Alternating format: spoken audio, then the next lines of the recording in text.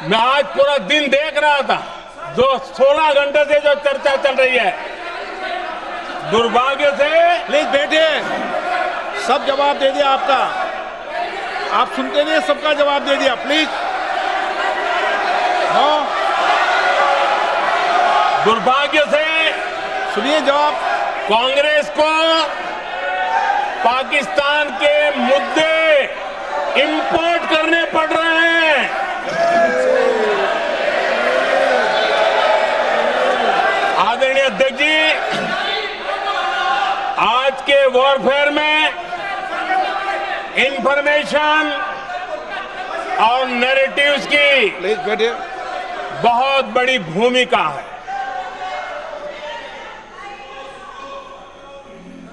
Narrative घड़ करके, AI का भी भरपूर उपयोग करके सेनाओं के मनोबल को कमजोर करने के खेल भी खेले जाते हैं। जनता के अंदर अविश्वास पैदा करने के भी भरपूर प्रयास होते हैं। दुर्भाग्य से कांग्रेस और उसके सहयोगी पाकिस्तान के ऐसे ही प्रपंच के प्रवक्ता बन चुके हैं।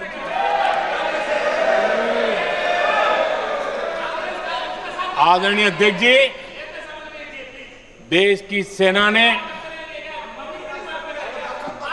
आदरणीय अध्यक्ष जी, ये तरीका है देश आपका? की सेना ने, बैठिए बैठिए। देश की सेना ने सर्जिकल स्ट्राइक की। बैठिए।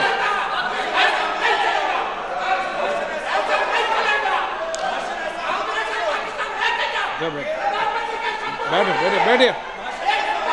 आदरणीय अध्यक्ष जी, देश की सेना ने सफलतापूर्वक सर्जिकल स्ट्राइक की तो तुरंत कांग्रेस वालों ने सेना से सबूत मांगे थे।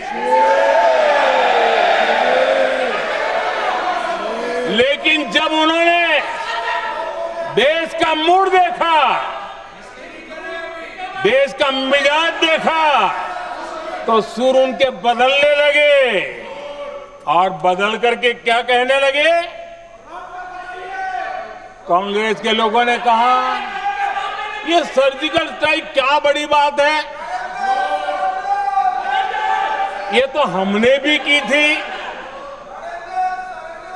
एक ने कहा 3 सर्जिकल स्ट्राइक की थी, दूसरे ने कहा 6 सर्जिकल स्ट्राइक की थी, तीसरे ने कहा 15 सर्जिकल स्ट्राइक की थी। जितना बड़ा नेता उतना बड़ा आंकड़ा चल रहा था।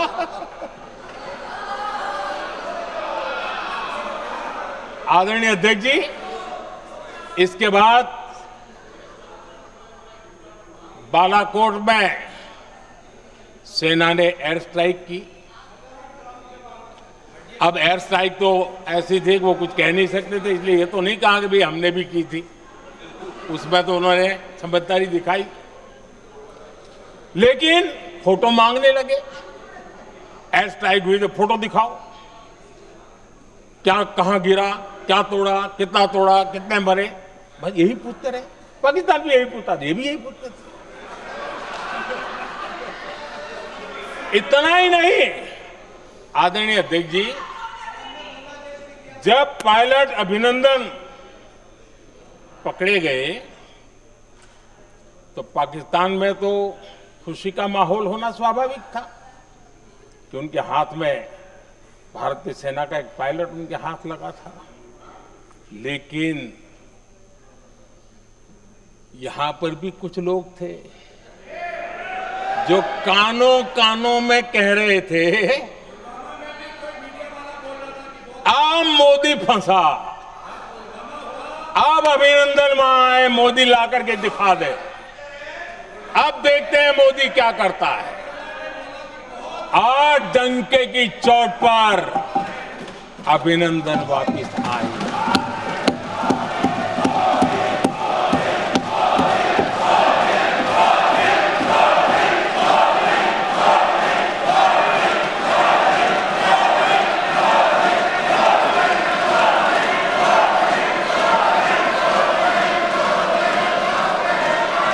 अभिनंदन को ले आए तो इनकी बोलती बंद हो गई।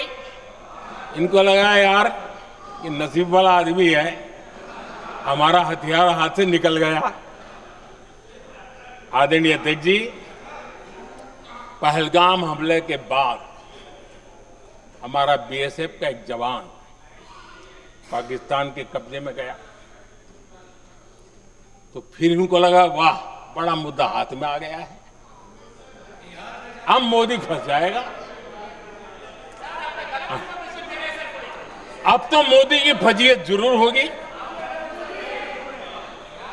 और उनकी इकोसिस्टम ने सोशल मीडिया में बहुत सारी कथाएं वायरल की कि ये बीएसएफ के जवान का क्या होगा, उसके परिवार का क्या होगा, ये वापस आएगा, कब आएगा, कैसे आएगा, न जाने क्या क्या चला दिया।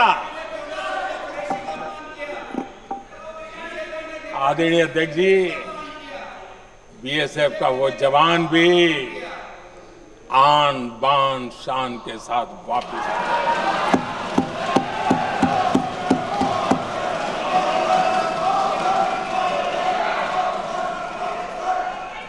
आतंकवादी रो रहे हैं, आतंकवादियों के आका रो रहे हैं और उनको रोते देखकर यहां भी कुछ लोग रो रहे हैं।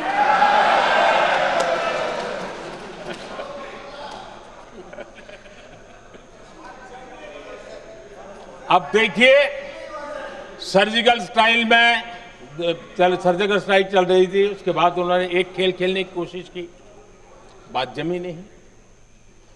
एयर स्ट्राइक हुई तो दूसरा खेल खेलने की कोशिश की, वो भी जमी नहीं। जब ये ऑपरेशन सिंदूर हुआ तो उन्होंने नया पैंतरा शुरू किया।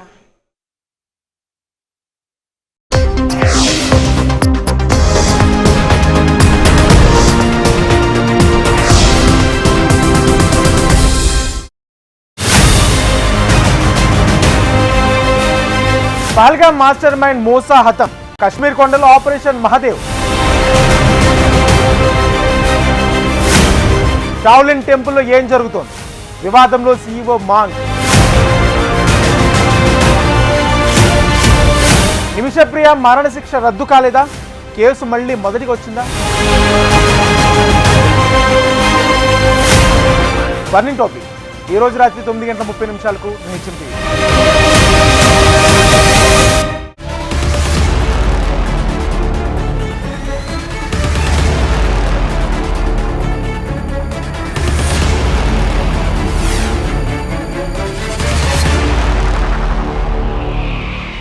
కేంద్ర ప్రభుత్వం జీఎస్టీ మీద స్పష్టమైనటువంటి ఒక కొత్త విధానాన్ని తీసుకురావడానికి ప్రయత్నం చేస్తుంది. ఇందులో భాగంగా గత పార్లమెంట్లో జీఎస్టీ మీద జరుగుతున్న పరిణామాలపైన ప్రత్యేకమైన కమిటీ ఒకటి వేసి చర్చ చేసింది. అందులో వచ్చినటువంటి ఫీడ్బ్యాక్ ఏంటంటే, జాతీయ స్థాయిలో జీఎస్టీని బాగా తగ్గించగలిగితే, జీఎస్టీని కొన్ని 4 భాగాలుగా, అంటే ఇప్పటివరకు జీఎస్టీ 2 భాగాలుగా ఉంది, 4 భాగాలుగా విభజించగలిగితే చిన్న పరిశ్రమలు వస్తాయి, చిన్నవాళ్ళు వ్యాపారస్తులుగా వస్తారు, జీఎస్టీ సులభతరం అవుతుంది, అప్పుడు ఆర్థిక రంగం అభివృద్ధి చెందుతుందన్నది కేంద్ర ప్రభుత్వంకి ఒక నివేదిక ఇచ్చారు. చిన్న పరిశ్రమలకి జీఎస్టీ నుంచి రాయితీలు పక్కకు పెట్టాలి. అన్నిటికన్నా కీలకంగా అవసరం ఏంటి అంటే, ముడి సరుకు ఉత్పత్తిని దిగుమతి చేసుకుంటున్నా, ఉత్పత్తిని తిరిగి ఎగుమతి చేస్తున్నా జీఎస్టీల నుంచి తొలగించే ప్రయత్నం చేయగలిగితే తప్పనిసరిగా దేశంలో మనం అనుకున్నటువంటి అభివృద్ధి సాధ్యమవుతుంది. జీఎస్టీ అనేది ఏంటంటే, రోజు కూలి చేసుకునే పేదవాడి దగ్గర నుంచి కోట్లకు పడగట్టే ఒక గొప్పవాడి దాకా కూడా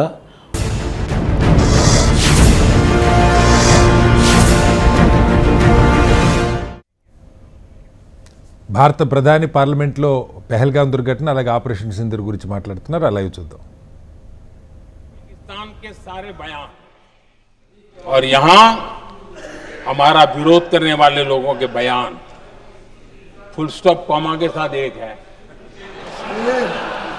क्या कहेंगे इसको? और बुरा लगता है सच बोलते हैं तो। पाकिस्तान के साथ सुर में सुर मिला दिया जाता है। आदरणीय अध्यक्ष जी, देश हैरान है कांग्रेस ने पाकिस्तान को क्लीन चिट दे दी है।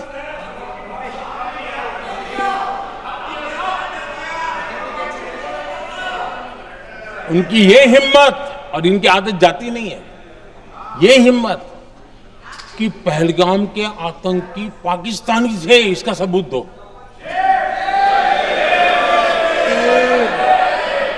क्या कह रहे हो तुम लोग? ये कौन सा तरीका है? और यही मांग पाकिस्तान कर रहा है जो कांग्रेस कर रही है।